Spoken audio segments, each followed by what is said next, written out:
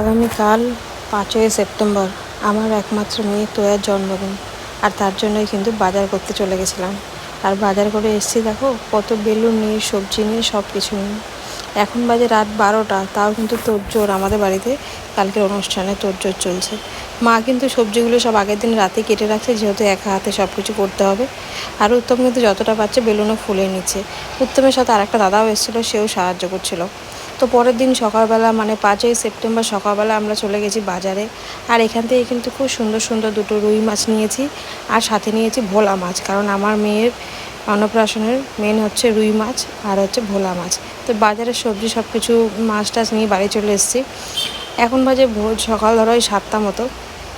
তো আনার পর মাছগুলো কিন্তু ভালো করে ধুয়ে টুয়ে নিয়ে এই যে অনেক ভোলা মাছ এনেছি, সাথে নিয়ে এসেছি রুই মাছ, আর রুই মাছের ডিমও আছে, মাথাও আছে। রুই মাছের মাথা আর ডিমটা রেখে দেবো, আর বাকি সমস্ত মাছগুলো ধুয়ে কিন্তু হচ্ছে আমি করব। আর এখানে দেখতেই পাচ্ছ কতটা পরিমাণে মাছ নিয়ে এসেছি, কারণ যথেষ্ট মানুষজনকে বলা হয়েছে, এখন জানি না কতজন আসবে না আসবে। তো দেখতেই পাচ্ছ কতগুলো মাছ আছে, মাছগুলো কিন্তু পুরো ফ্রেশ।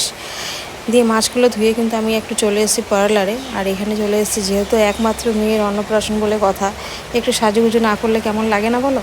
তার জন্য কিন্তু আমি পার্লারে চলে এসেছি। গতকালকে আমি চলে গেছিলাম, মানে গতকালকে করে গিয়েছিলাম আমি আইব্রোটা, আর আজকে সকালবেলা চলে এসেছি সাজাগুজু করতে। এটা কিন্তু আমার বাড়ির কাছেই, মানে আড়াজান রোডে।